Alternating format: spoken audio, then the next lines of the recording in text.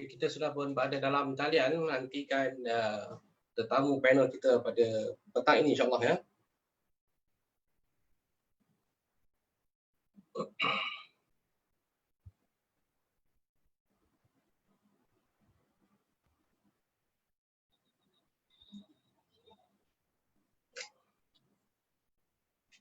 InsyaAllah pukul 3 kita akan bermula, menantikan dulu sementara tuan panel kita masuk dalam Zoom untuk kita bersiaran secara langsung insyaAllah.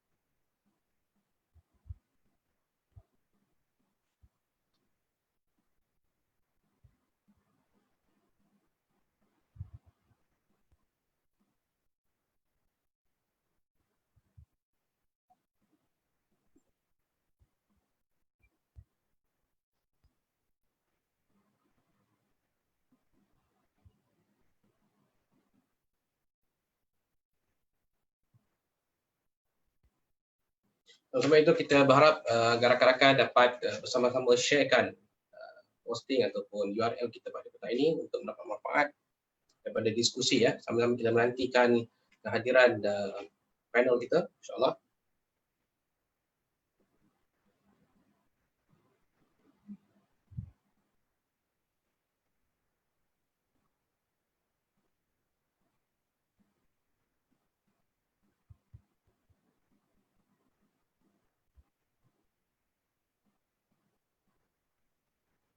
InsyaAllah kita menanti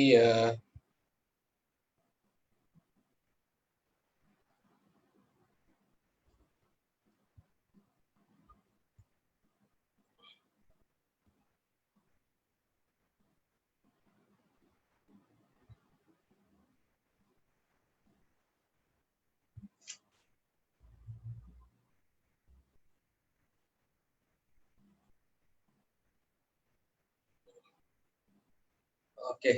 Assalamualaikum. Waalaikumsalam. Semoga sihat tuan ya. Ya, alhamdulillah sihat. Selamat Hari Raya, maaf zahir batin. Ya, selamat raya juga kepada tuan. Ya, di mana ni tuan? Di office ke, di rumah ke? Ada dekat pejabat. Pejabat. Okey, pejabat ya. InsyaAllah kita sudah pun berada di atas talian sekarang ni. Sama-sama kita menanti seminit dua rakan-rakan yang akan hadir bersama-sama kita ya tuan. Boleh ya? Boleh. Dalam sarah. InsyaAllah kita sudah pun berada di talian. Boleh sharekan kita punya posting kita, sama-sama kita menanti rakan-rakan untuk hadir. Link kita di sini. InsyaAllah kita akan mulakan seminit lagi untuk perbincangan atau diskusi kita pada petang ini bersama dengan panel yang telah hadir insyaAllah. Allah Akbar. Bismillah. Ya, sekejap ya. Kita nantikan rakan-rakan.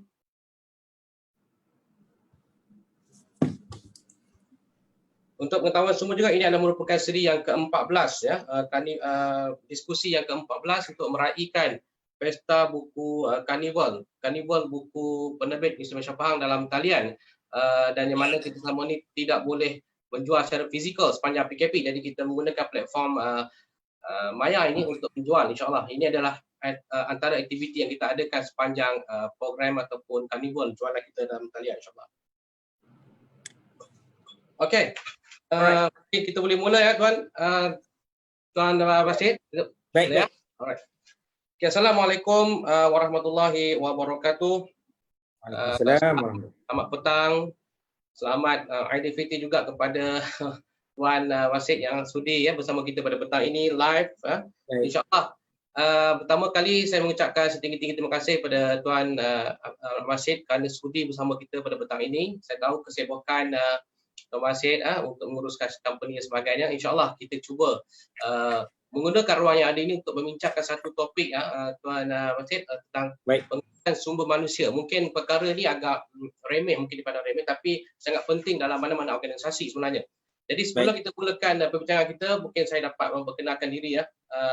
panel kita panel kita ni ialah bukan calon-calon awak, kebetulan satu kampung sebenarnya tuan. Baik. Kita satu kampung Kuala Kangsar, jadi bertemu di Maya insya-Allah, dan Tuan Masih ni adalah merupakan chairman Beyond Group, sebuah company konsultan untuk dalam bidang bisnes sebenarnya, group bisnes sebenarnya.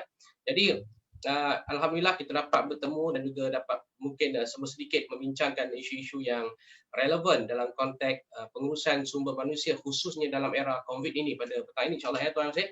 InsyaAllah. Mungkin pusingan pertama ni kita ingin bertanya sepintas lalu dulu pada pandangan Tuan Basit lah, arti kata mengurus sumber manusia secara umum dululah. Kita dalam era COVID ada perbezaan tak sebelum dan sesudah, sebab sekarang ni kita ada konsep work from home dan sebagainya. Ada tak cabaran sebenarnya pada pandangan Tuan Basit? Silakan.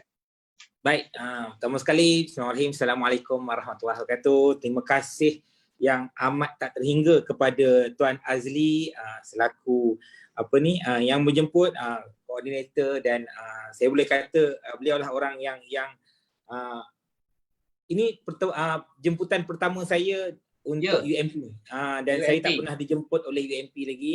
Ya, betul. Alright, dan saya sangat berbesar hati, saya sangat berbesar hati oleh UMP, dan terutamanya oleh Tuan Azli sendiri, iaitu beliau merupakan orang sekampung dengan saya. Saya ni kalau orang kampung panggil saya Roger je. Itulah. So amat-amat berterima kasih dan membincangkan topik hari ini, yang pada saya topik ini adalah topik orang yang educated akan memilih topik begini. Orang yang memikirkan masa depan akan memilih topik ini. Orang yang melihat future sebagai satu perkara yang serius, dia akan suka akan topik begini. Jadi saya melihat bahawa Tuan Azli adalah orang yang jauh pandang ke hadapan, memilih topik begini untuk dibincangkan. So pertama sekali saya perkenalkan diri dahulu, mungkin ada yang belum kenal. Nama saya Abdul Basit dan dikenali kalau di media sosial sebagai guru pengurusan bisnes anda, yang mana saya merupakan chairman pada Beyond Group of Companies, yang mana dalam Beyond Group of Companies kita ada 6 buah syarikat. Kita ada Beyond Success yang Berhad, kita ada Beyond Trading. Saya terlibat dalam pelbagai industri. Kita ada consultant, kita ada saya ada audit firm sebenarnya Tuan Azli. Audit firm. Saya ada business trading, import export daripada China. Saya ada juga terlibat dalam property. Saya memiliki berpuluh property, dan terlibat juga dalam stock market, terlibat juga dalam beberapa siri-siri investment yang lain. Dan alhamdulillah pada usia 30 tahun saya pun tak expect berada kat level sekarang. Dan hari ni kita punya pekerja, tim kita lebih kurang dalam 70 orang. 70 orang. Dan macam mana kita menguruskan, dan apa yang saya boleh kongsikan dengan anda. Tuan-tuan dan puan-puan, pada yang menonton video ini, boleh tak bantu saya untuk share video ini? Tekan button link di bawah, tekan button share, boleh komen di bawah anda daripada mana, bekerja sebagai apa, kalau ada buat bisnes, nyatakan buat bisnes apa. Dan mungkin anda boleh nyatakan soalan-soalan yang berkaitan tentang manusia dekat komen di bawah. Alright, moga-moga dengan apa usaha yang anda buat, kongsi dan tekan button share di bawah, Allah bantu anda dan permurahkan rezeki insya-Allah. Baik. So, apa topik yang Tuan Azli tanyakan tadi tentang pasca COVID-19 everything semua ni, dan benda yang saya suka kongsikan dengan anda. Alright. Satu perkataan ini, dunia dah tak sama. Dunia dah tak serupa, dan jangan expect dia akan sama. Dunia takkan sama seperti dahulu. Okey, kedatangan satu benda ni namanya COVID-19 sudah mengubah seluruh landscape dunia. Dari segi ekonominya, cara kerjanya, pemikirannya, hatta pendidikannya. Dan paling ketara tuan-tuan dan puan-puan yang sedang menonton video ini, paling ketara adalah dalam institusi pendidikan. Cara orang belajar totally akan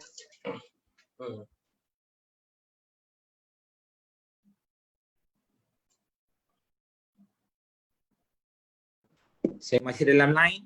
Okey. Dia hilang sekejap ada orang call saya kena reply message dia. Okey.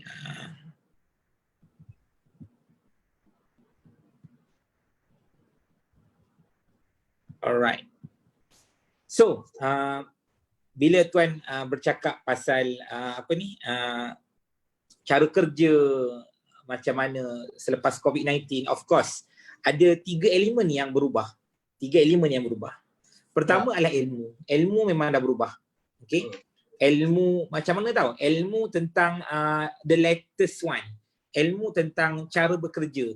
Ilmu tentang cara manusia berfikir. Okay? Semua tu dah berubah. Semua tu dah berubah. Right? Cara respon. Right?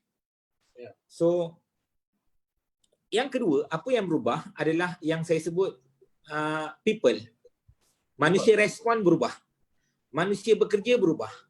Manusia bergerak berubah. Manusia order makan pun berubah. Okay? Dan dia bukan berubah untuk orang yang bekerja, tak. Dia daripada anak kecil sampai ke orang yang masih mempunyai tanggungjawab. Kenapa saya sebut orang bertanggungjawab? Orang yang ada tanggungjawab, dia ada anak, ada isteri, ada mak, ada ayah, semua ni golongan-golongan yang terpaksa berubah. Terpaksa berubah. Disebabkan apa juga? Disebabkan yang elemen ketiga adalah elemen teknologi. Teknologi. So mana-mana orang yang deny. Sebenarnya untuk pengetahuan Tuan Azli, denial teknologi ni sebenarnya dah wujud lama tau. Okay? Terutamanya mereka yang bekerja, terpaksa cakap, bekerja yang dalam keadaan status selesa. Yang tak mungkin dibuang. Kalau dalam situasi yang kalau buat masalah pun mungkin dipindah jawatan atau dipindah tempat lain. Tapi still ada kerja. Orang ini biasanya akan ada simptom yang dipanggil teknologi tech denial. Tech denial ni kata apa? Alah, dia biasa skrip-skrip yang muncul dekat mulut mereka.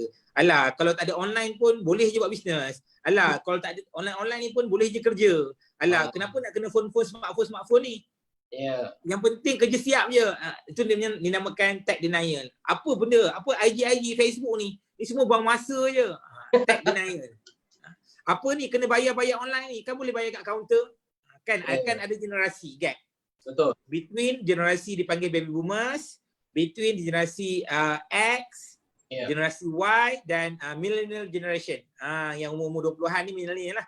Kalau saya ni masih lagi generasi Y. Saya rasa Tuan Azli pun generasi Y juga. Betul Pak. Kita beza 10 tahun. Okay. So masih lagi dekat Y. So Tuan Azli mungkin dekat-dekat nak X lah. Betul. Nak pergi X lah. So, nak pergi X lah. So kalau X ni, okay, apa perbezaan yang anda kena faham tentang generasi ni? Kalau baby boomers, dia adalah mereka yang lahir selepas pasca merdeka. Okay? Kalau golongan-golongan ini biasanya mereka adalah golongan yang ada satu pattern pemikiran yang disebut sebagai security.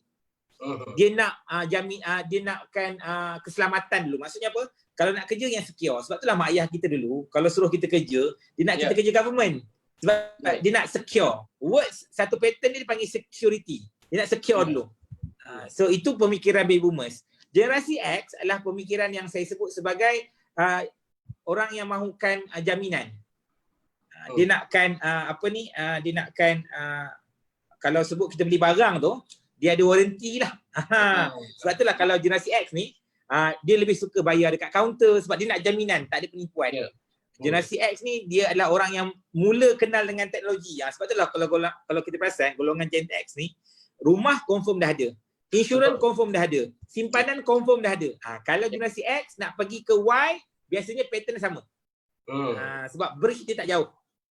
Generasi X ni bila pula? Generasi X ni biasanya lebih kurang dalam anggaran umur mereka kalau sekarang lah. Dalam lebih kurang dalam 40 ke 50 tu generasi X lah. 40 ke 30 generasi Y. Y ni pula macam mana? Y ni adalah generasi yang saya sebut sebagai generasi speed. Generasi nak cepat. Semua nak cepat. Beratur nak cepat. Kalau boleh order makan hari ni semalam sampai. So golongan ni golongan yang sudah mula explore dengan teknologi. Tu Gen Y lah. So Gen Y ni adalah yang adapt dengan teknologi sangat cepat. Betul. Okay. So sekarang generasi milenial. Milenial ni adalah generasi yang saya sebut sebagai generasi DIY. DIY. Generasi DIY ni apa? Semua benda nak buat sendiri. Betul. Okay, mereka kalau sekarang generasi milenial ni adalah yang mana lahir selepas tahun 2000.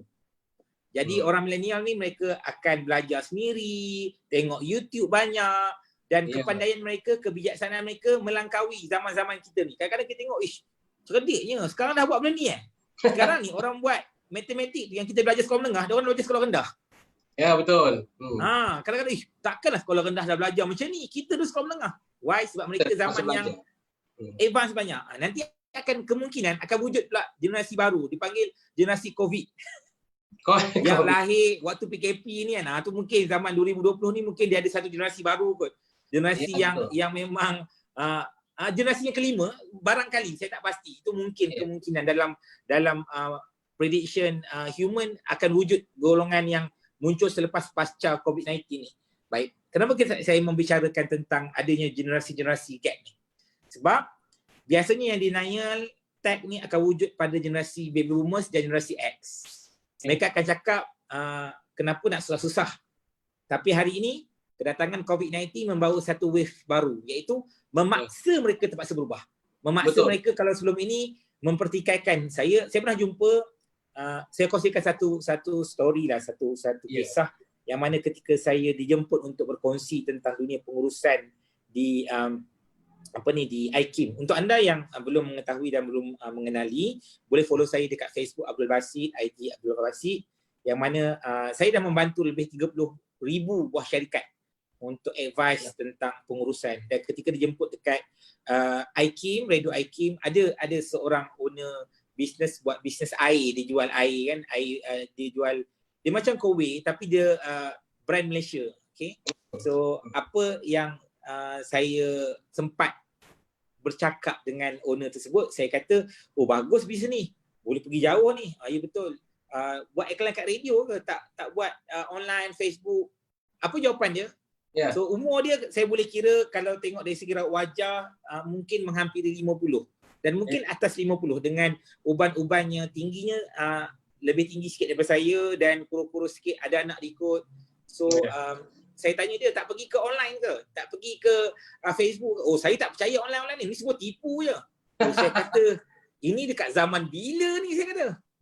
So anak tak pernah, saya tanya anak-anak lelaki, saya kata tak pernah bantu ayah kursus online.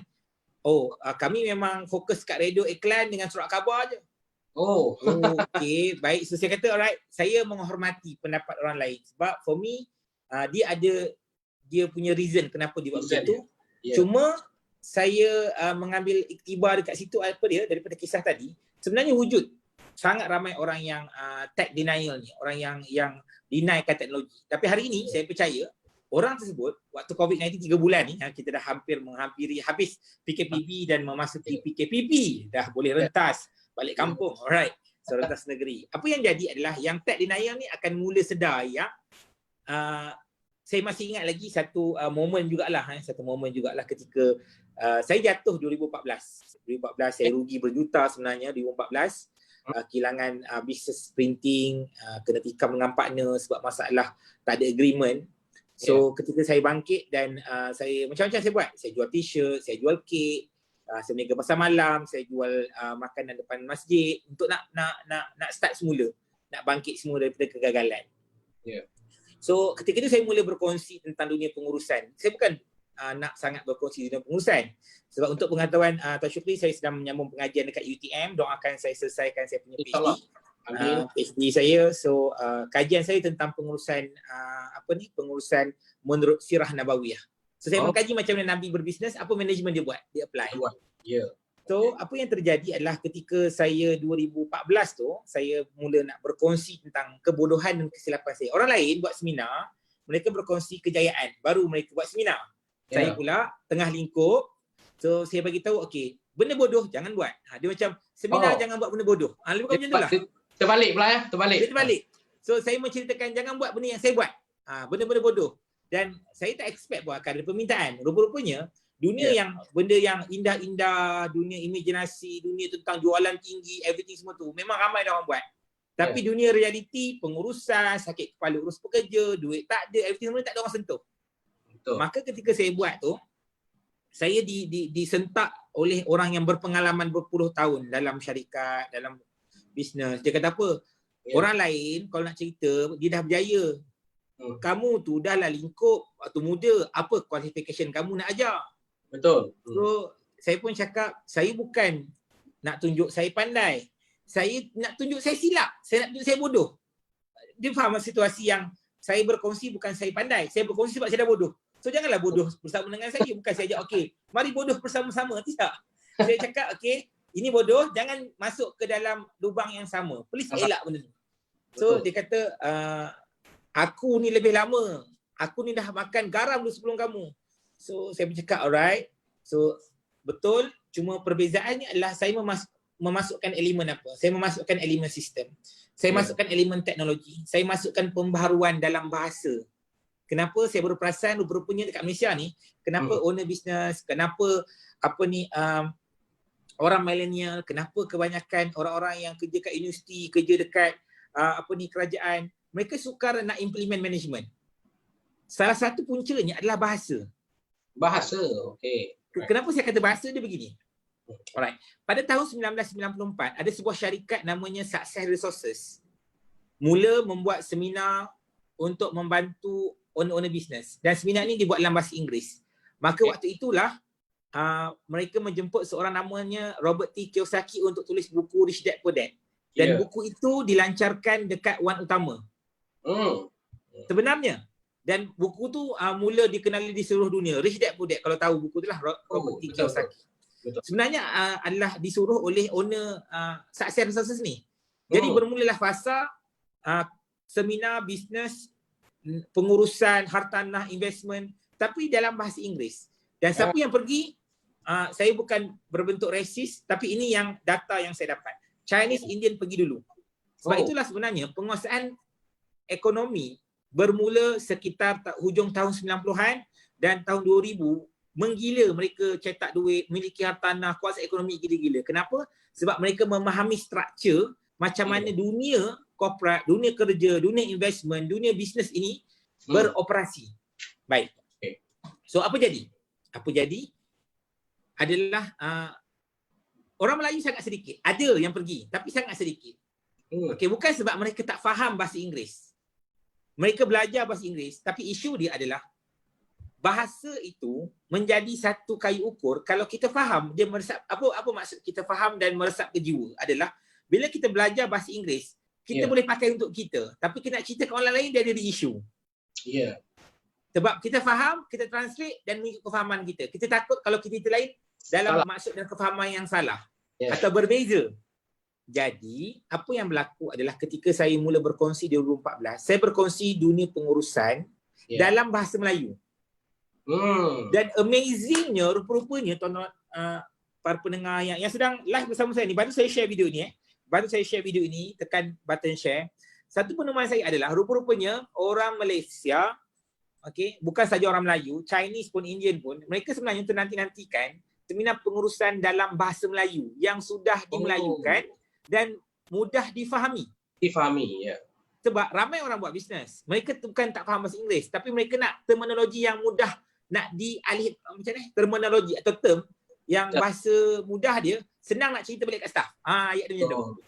Aku boleh pindahkan skill aku kat staff. Aku boleh pindahkan skill aku kat manager, dekat HOD, dekat staff biasa, operational.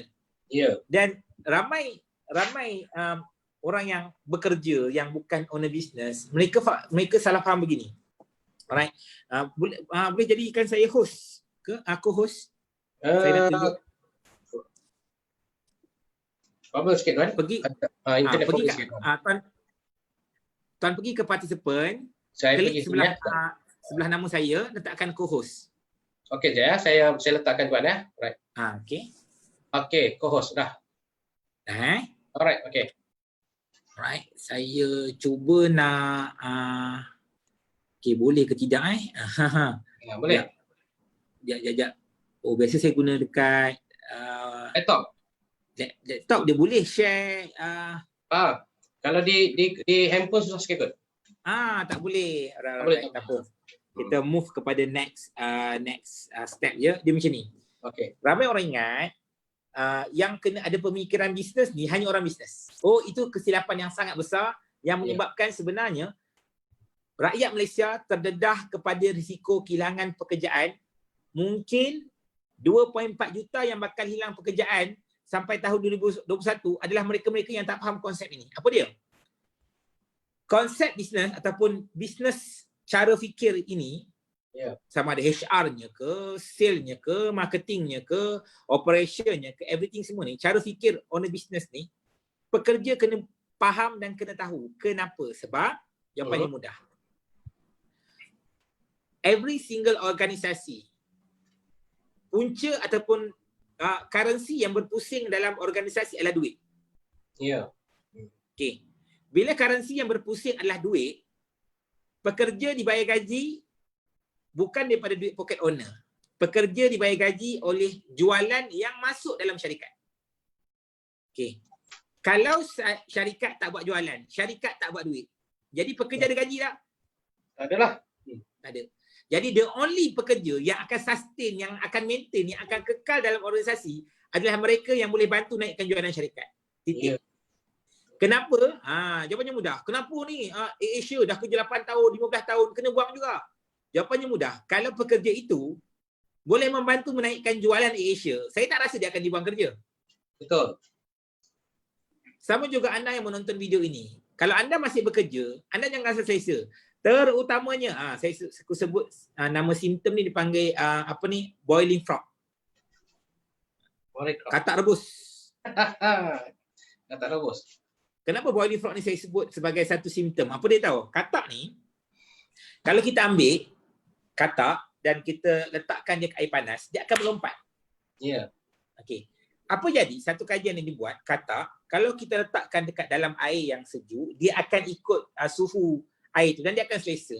Tapi apa jadi bila kita letakkan peluru Bunsen ataupun api dekat bawah dia dan kita panaskan perlahan-lahan, air tu mula naik suhu dia sedikit demi sedikit, tapi katak tu okey sebab dia dah absorb dengan suhu sekeliling, dia selesa.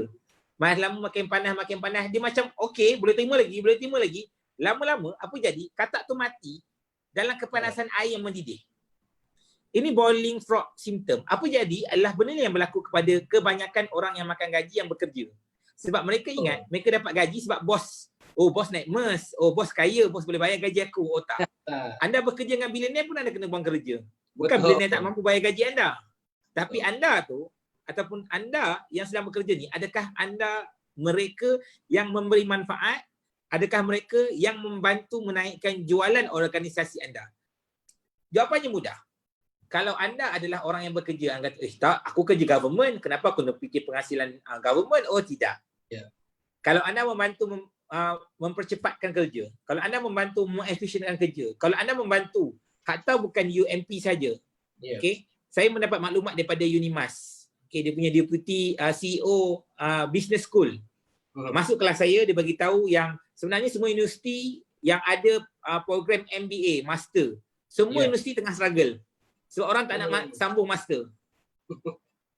Sebab orang kata kenapa nak sambung master? Sebab sambung master pun gaji orang lepasan master dengan degree sama dan mungkin lebih rendah.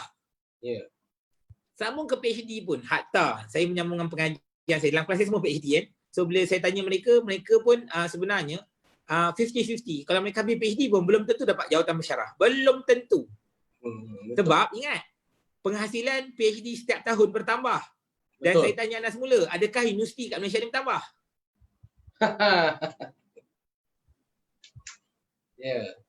Anda nak sambung masa sama PhD? Teruskan. Soalan saya, adakah syarikat makin bertambah?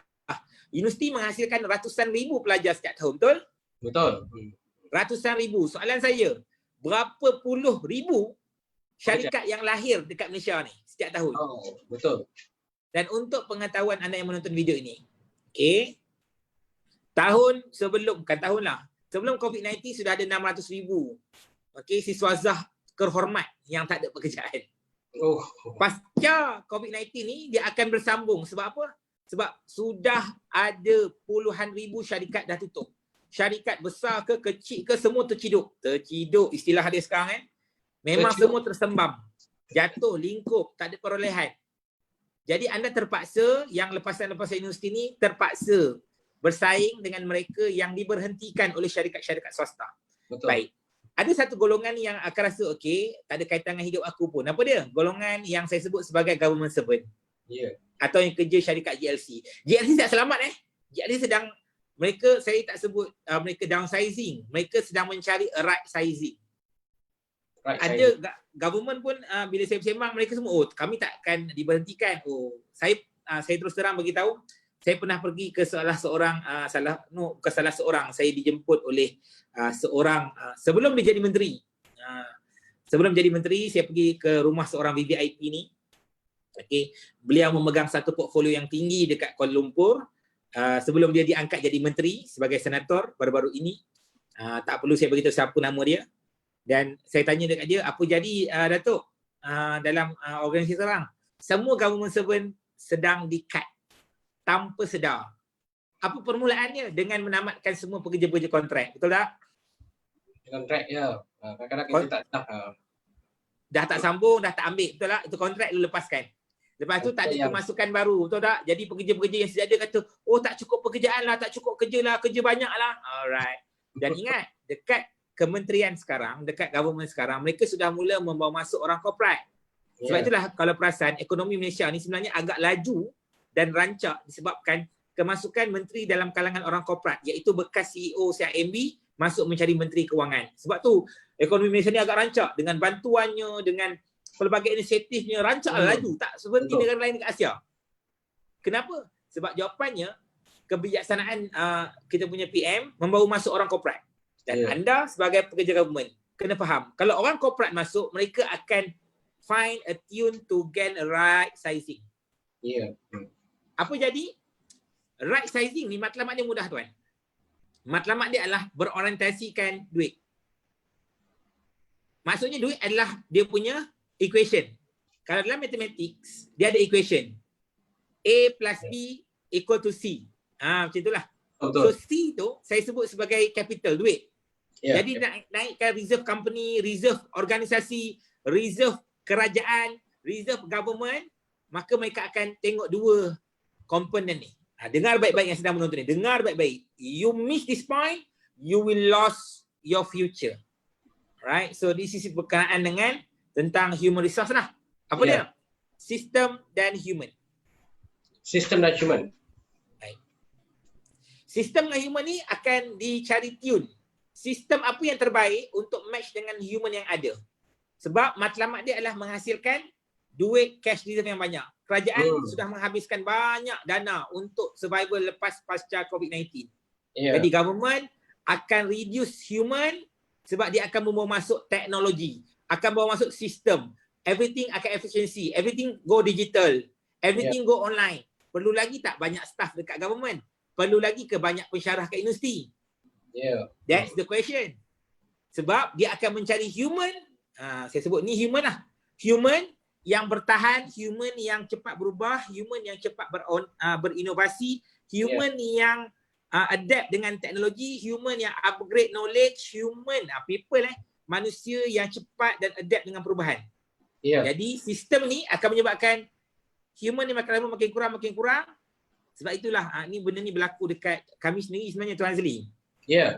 Which is formula yang saya jumpa ni sebab saya jumpa dalam sirah Nabawiyah. Macam mana yang mana Nabi kita, junjungan kita Nabi Muhammad SAW pada usianya 12 tahun dia ikut pakcik dia berniaga selama 6 tahun.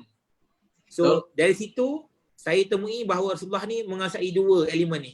Dia kuasai sistem bisnes sendiri dan dia ajar tentang ilmu manusia. Kenapa? Sebab pada usia Nabi umurnya berapa? Umur Nabi ketika 18 tahun menerima investment daripada Khadijah. Sebenarnya Rasulullah kita, Nabi Muhammad SAW bukannya umur 25 baru kenal Khadijah, tak. Umur 18 dah kenal dah. Dah berpartner pun dalam bisnes. Betul. Dikenalkan oleh pakciknya Abu Talib dan Khadijah ni dalam sirah yang saya temui bahawa Khadijah ni dia bagi modal. Bukan berbentuk duit tapi berbentuk unta berserta barang dagangan. Yang dianggarkan 1000 ekor unta berserta barang dagangan itu nilainya 30 juta. Dalam satu ensiklopedia yang dikeluarkan oleh Telaga Biru, ensiklopedia perang. Ni. Telaga Biru ada keluarkan.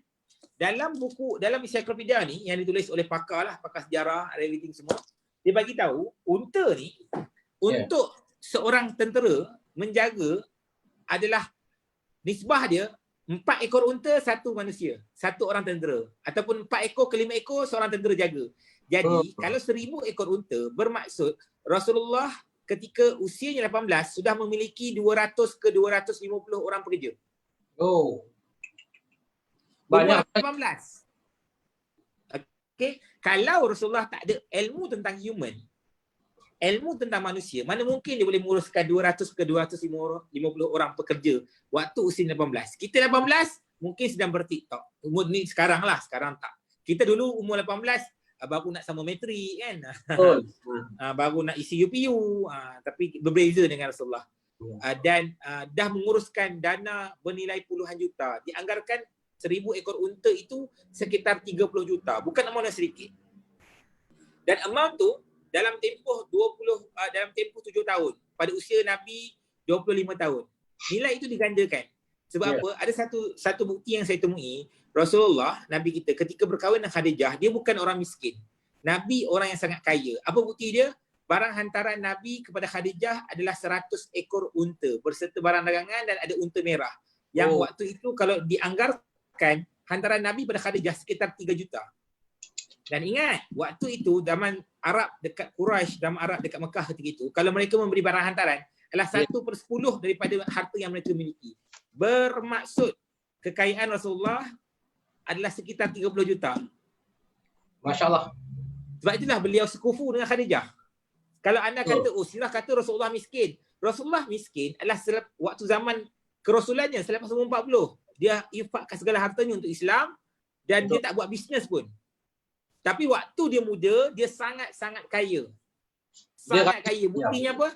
Rumah Rasulullah berada dekat sebelah Masjidil Haram. Kan kalau kita pergi Mekah ada rumah dia dekat sebelah tu. Kalau sekarang ni lah rumah kita KLCC, rumah kita kat sebelah KLCC. Mahal tak rumah tu? For sure mahal. So, tapi orang tak faham ni. Tengok Tuan Azli. Ramai orang ingat human resource ni lah, ramai orang pengurusan manusia ni. Ramai orang ingat apa tahu? HR, OT, cuti, gaji. Ramai orang ingat skop kerjanya begitu. Sebab saya pernah buat kelas sebelum ini, Road to HR. Saya dibantai, saya dicaci, saya bukan difitnah, dipelekehkan, dipeli. Kenapa? Sebab mereka bercakap bahawa siapa Abdul Basit nak bercakap pasal HR, dia bukan ada qualification. Dan yes, tuan-tuan puan, saya tak ada qualification dalam HR. Namun saya temui rupa-rupanya kenapa ramai orang bila dia ingat HR itu adalah OT, cuti, gaji, claim, KLSP, sok-sok, maka bungkuslah bisnes. Maka kalau anda ingat itu yang terjadi, maka sebab itulah kenapa anda mungkin mereka yang akan kehilangan pekerjaan. Government servant tak government servant. Swasta tak swasta. Anda adalah mereka yang bakal kehilangan pekerjaan. Kenapa? Sebab tuan-tuan dan puan, ilmu manusia ni, kalau anda kata HR, sebenarnya HR dia terbagi pada dua. Iaitu ilmu strategi ataupun ilmu administratif. HR, kalau ilmu strategi, itulah ilmu tentang manusia. Macam mana nak buat manusia yang betul, macam mana kita nak upgradekan, macam mana kita nak pastikan menjadikan mereka adalah orang yang betul membantu organisasi, macam mana kita nak pastikan mereka memenuhi keperluan syarikat, macam mana kita nak pastikan mereka sentiasa improve, kita menjadi advisor kepada mereka. Itu adalah ilmu tentang strategi. Ilmu teknik, ilmu administratif ni, administratif apa dia? Apa saja berkaitan tentang dokumen, cuti, gaji, OT, kiraan-kiraan semua tu, dan terus terang tak perlu ada ijazah pun nak buat kerja administratif. Budak sekolah rendah pun boleh buat, lillahi ta'ala. Tekan button, tekan apps, tekan software, dah selesai. Nak kira, nak kira tu budak tingkatan 1 pun boleh kira gaji. Kita sekarang ni bercakap tentang akta, buku akta pekerja lah. Buku akta pekerja tu kau hafal, selesai. Dia sebenarnya buku akta tu sekadar alat. Yang mahalnya bukan buku akta, yang mahalnya macam mana pengalaman kita menguruskan manusia. Dan itu perlukan ilmu strategi. Kita bekerja dengan manusia. Kita berurusan dengan manusia. Kita berjual beli dengan manusia. Kita naik pangkat dengan manusia. Kita turun pangkat pun dengan manusia. Kita balik rumah jumpa manusia. Tapi apa reason kita tak nak belajar pasal manusia? Dan bila kali terakhir kita belajar tentang ilmu human? Kita ingat human tu, ilmu HR, apa kaitan dengan aku? Aku kerja penerbit je. Aku kerja admin je. Aku kerja jualan je. Nak jual kena faham ada manusia. Nak mempengaruhi, you kena belajar pasal manusia. You nak kekal dalam organisasi, you kena belajar pasal manusia. Betul. Jadi apa reason untuk tak nak belajar pasal manusia? Ini yang menemukan bila saya mengajar dalam kelas, berkongsi pada berpuluh ribu buah syarikat, mereka baru realize. Apa dia? Mereka salah anggap bahawa mereka ingat pengurusan sumber manusia itu adalah OT, cuti, gaji, claim itu je. Maka saya beritahu terang beritahu kepada anda tertinggal 30 tahun yang ke belakang. Oh, Jangan tanyalah kenapa diri kita tak ada nilai. Sebab tu dah orang buang. Betul. Tuan Wasit, ada satu soalan daripada rakan kita dalam Facebook ya. Boleh.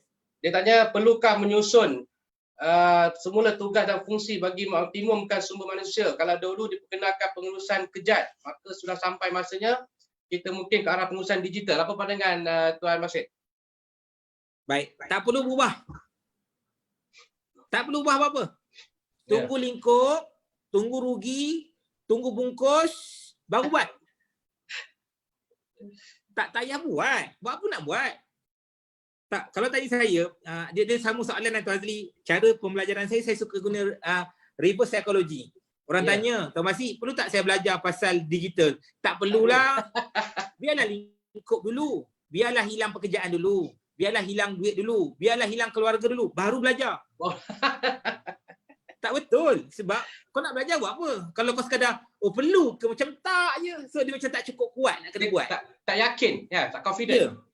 Ya, dia macam seolah macam soalan ni, seolah macam option. Perlu tak saya buat? Hello, hari ini, dua benda ni kalau you tak kuasai, saya ulang dua benda ni kalau you tak kuasai, you memang tempah yang you memang gali kubur sendiri. Pertama adalah dipanggil highway digital. Okey. Kenapa saya sebut sebagai highway digital? Dulu orang buat bisnes, orang akan cari kedai tepi jalan. Sebab orang akan nampak lokasi. Kalau belajar marketing dia ada 4Ps. Location. Jadi buku marketing yang ajar 4Ps tu dah boleh letak dekat rak perpustakaan dah. Dah tak pakai dah benda tu. Betul. Dah outdated dah. Saya pernah waktu universiti dulu disuruh keluar daripada bilik darjah, daripada kelas sebab saya mempersoalkan dekat pensyarah saya tentang 4Ps tu. Saya kata 4Ps ni basic. Ada lagi banyak Ps, packagingnya, promotion, banyak Ps lain. Lepas tu pensyarah saya kata apa? Kalau kamu pandai sangat, kenapa kamu tak mengajar? Kenapa saya yang akan mengajar kamu? So saya kena halau. Saya kata get out from my class. So, saya keluar lah. So benda tu menjadi satu pengalaman yang bermakna untuk saya sebab saya rasa alright. Dia macam ni. Dalam bisnes, ilmu ni adalah umpama teknologi. Mana ada orang pakai handphone Nokia sekarang?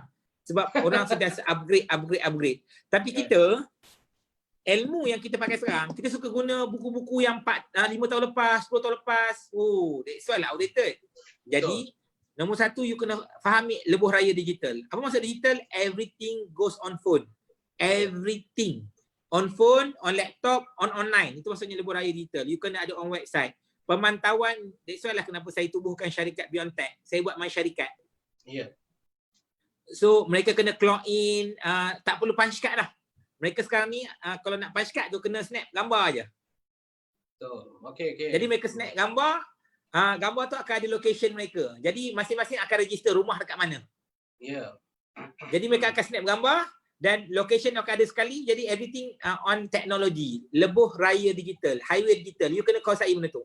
Kalau you tak kuasai macam mana mungkin you boleh manage manusia. Kan saya sebut tadi sistem dengan human, dia punya result dia adalah capital, duit tu. So kalau orang tanya saya perlu tak saya upgrade, perlu tak saya improve saya punya sistem ni? Kalau tanya saya tak perlu. Biar lingkup dulu, biar bungkus dulu dan baru you buat. Tuan Zaid, ada satu lagi soalan lah. Kalau katakan dalam katakan organisasi kita ada tadi generasi X, Y dan sebagainya kan. So macam mana pendekatan kita kalau generasi yang lama ni untuk kita menyesuaikan diri, memberi dia orang sesuaikan diri dengan teknologi ni. Macam mana kita nak pendekatan kita? Kalau dalam orang lama ni, kira orang lama kan. Kira orang lama, macam mana kita nak buat? Baik. So tadi saya sebut tentang lebuh raya digital. Nombor 2 dipanggil logistic channel. Okey. Logistic channel ni macam mana? Logistic channel ni adalah you kena kuasai macam mana nak deliver. Kalau universiti, you macam mana nak deliver content kepada kepada pelajar. Kalau buku macam nak deliver bahan bacaan kepada pelajar. Dia tak semestinya kena buku lagi dah. Dia kena melalui video, dia kena bedah buku, dia kena melalui rakaman, dia kena melalui perbincangan, diskusi, tapi everything kena go digital. So delivery dia bukan lagi sebab itulah kenapa sekarang bisnes berkaitan logistik. Lalamove, GrabFood, Foodpanda akan naik mencanak. Kenapa? Sebab hari ini siapa yang dapat sampai kepada pelanggan dengan cepat, maka mereka kuasai logistik channel. Jadi dua elemen ni kena cepat. Ya. Satu perkataan yang saya suka bagi pada para pendengar. Bantu saya share video ni. Ingat kalau kita tak nak berubah, kita akan diubah. Jadi orang lama, saya mudah. Hari ini bukan siapa makan garam dulu, okey. Aku dulu, saya dulu. Perkataan tu dah boleh letak tepi, dah boleh bungkus kemas dan simpan dekat rak. Sebab aku dulu dah tak boleh pakai dah. You dulu ke, you kini ke, you selamanya ke, you kena adapt dengan teknologi. Kalau you kata, oh saya tak biasalah dengan benda ni, it's okay. Kalau kita tak nak berubah, maka situasi akan mengubah kita. Betul. Sama ada anda akan diubah oleh pekerjaan, anda kena berhenti ke, kena buang ke, semua orang sekeliling anda semua dah upgrade. Anda kata, oh saya tak biasa teknologi ni. Terpulang. Ya. Saya tak pernah memaksa anda. Tapi ingat, kalau anda tak nak berubah, anda akan diubah. Diubah dengan apa? Sama ada diubah dengan situasi atau diubah oleh depresi. Tekanan anda sendiri. Betul. Sebab saya mudah saja Tuan Azli. Kalau saya tak boleh mengajar anda, maka kehidupan yang akan ajar anda. Betul. Dan sesungguhnya, yuran kehidupan itu lebih pedih dan tinggi nilainya. Betul. Okey Tuan Hasid, kita sudah pun berada di penghujung ya kita. Wih, cepat ya. Itulah kita pun mungkin satu soalan last boleh Tuan Hasid? Boleh, no problem. Okey, satu lagi. Okey, pertama sekali dia tanya tentang menguruskan bilangan manusia mungkin senang, tapi bagaimana kita nak menguruskan perasaan manusia ni sebenarnya dalam konteks era sekarang ni? Bukan mudah. Contohnya staff tu tak perform, kita nak bercakap pun susah, prestasi dia jatuh, produktiviti lemah. So benda-benda ni kadang-kadang memain emosi. Ada idea tak Tuan Masyid? Oh banyak. Sangat banyak. Banyak gila Tuan. Tak serius. 1, 2, 3 Tuan. Okay, sebab apa yang berlaku sebenarnya, saya sudah advise kepada puluhan ribu syarikat. Jadi soalan daripada Tuan Muhammad, dia bagi tahu tentang nak menguruskan bilangan manusia senang. Siapa kata nak urus bilangan manusia senang? Try tengok. Kalau ramai banyak kita susah sebenarnya. Sebenarnya bukan menguruskan bilangan manusia yang senang. Dan kalau kata apakah cara terbaik menguruskan perasaan manusia? Mengurus perasaan manusia pun tak senang. Okey, hari ini kita bukan menguruskan perasaan manusia. Kita bukan menguruskan bilangan manusia. Yang kita kena uruskan sistem menguruskan manusia. Kena bawa masuk sistem dulu. Orang kata, oh orang muda ni susahlah payah, yang payah tak ada ilmu. Oh orang tua ni payahlah, yang payah tak ada ilmu. Oh mereka ni susah nak berubah, yang tak nak berubah tu sebab tak ada ilmu. Betul. Okey, macam mana saya menguruskan berpuluh syarikat, macam mana saya menjadi konsultan kepada 100 buah syarikat yang mana bawah mereka ada berpuluh beratus orang staff yang mana saya advise kepada 100 ni secara dekat. So apa yang jadi sebenarnya bukan menguruskan perasaan. Kita bukan bukan kaunselor nak uruskan perasaan manusia, tak. Ya. Okey. Kita adalah organisasi yang kena pastikan syarikat kita membuat untung. Syarikat kita menghasilkan KPI, mencapai KPI macam apa yang Tuan Azri buat sekarang. Sedang nak menjual buku, memastikan buku tu terjual, itu ada KPI. Jadi sebenarnya macam mana kita nak menguruskan KPI? Saya memetik satu kajian yang dibuat oleh satu pengkaji namanya Maslow Hierarchy. Needs of human dia ada 5. Okey, yang bawah sekali dipanggil needs of physicals. Yang ni adalah basic needs lah. Gaji, pakaian. Okay. Yang kedua adalah needs of security, keselamatan. Yang ni kena ada kerja yang selamat, ada ada KWSP, SOKSO, tempat kerja tu ada CCTV, keselamatan. Yang ketiga adalah needs of people. Dia perlukan kawan, dia perlukan dia perlukan surrounding, dia perlukan ada human touch. Yang inilah yang dikatakan kena ada kawan baik, kena ada family, needs of people. Yang keempat, dia ada needs of dipanggil sebagai needs of boleh kata status pun ya. Nombor 4 ni kita boleh kata sebagai need of authority. Dia perlukan jawatan, perlukan pangkat, perlukan nama, dia nak dikenali, dia nakkan hormat, dia nakkan dipuji. Alright. So dan yang paling atas dipanggil needs of hasrat diri. Dipanggil setiap orang dia ada impian nak jadi apa. So sekarang ni kerja kita bukan nak menguruskan perasaan manusia. Perasaan manusia semua lain-lain. Jadi bila lain-lain, kalau kita fokus kepada nak menguruskan perasaan manusia, bila nak bangunkan organisasi? Bila nak bangunkan kita punya tempat kerja? Bila nak bangunkan kita punya syarikat ataupun organisasi yang sedang kita bekerja? Apa yang kita boleh uruskan adalah uruskan mereka punya needs. Orang yang fokus kepada needs yang bawah, yang gaji, yang fokuskan security dah. Mereka ni macam mana keadaan sekalipun, mereka nak gaji dia orang ada, kerosien sosok terjaga, dah selesai. Ada orang nak kawan. Kalau nak kawan ni pastikan ada, sebab itulah kalau dalam milenial mereka nakkan keseimbangan. Mereka nak ada lifestyle, mereka nak lepak, mereka nak main game, dah sediakan tempat ruang game. Kita bukan menguruskan perasaan mereka. Kita menguruskan needs of human mereka. Jadi kita sediakan tempat orang lepak. So mereka nakkan pujian, nakkan harga diri, nakkan impian, maka setkan career path. Setkan masa depan mereka. Sebab mereka mungkin ada nak kahwin, ada yang nak ada anak, ada nak rumah. Jadi mereka sebenarnya antara semua ni, apa yang paling mahal dipanggil education. Banyak owner, banyak orang yang berjawatan tinggi, banyak mereka yang berada dekat high level, tidak memberikan panduan kehidupan. Career path. Kalau kita dulu ada dipanggil education path, daripada sekolah rendah, sekolah menengah, pergi ke universiti, belajar, nanti kerja, dia ada career path. Daripada tadika lah. Tapi kenapa orang yang dah masuk kerja tak ditunjukkan career path, apa dia akan jadi? Sebab orang yang bekerja ni, dia ada satu pemikiran tau. Bila aku akan kahwin, jadi aku nak tahu gaji aku naik berapa. Bila aku boleh ada anak, bila aku boleh beli kereta, bila aku boleh sekian. Jadi kalau bila tak ada panduan, naik grade sebagainya. Jadi bila kita dah menguruskan needs, maka automatik perasaan tu diuruskan. Kalau kita sibuk uruskan perasaan, dia marah nak urus, dia sedih nak urus. Bila nak urus organisasi? Tak selesai. Yes. Kita bukan nak jadi Superman, nak selesaikan semua masalah orang.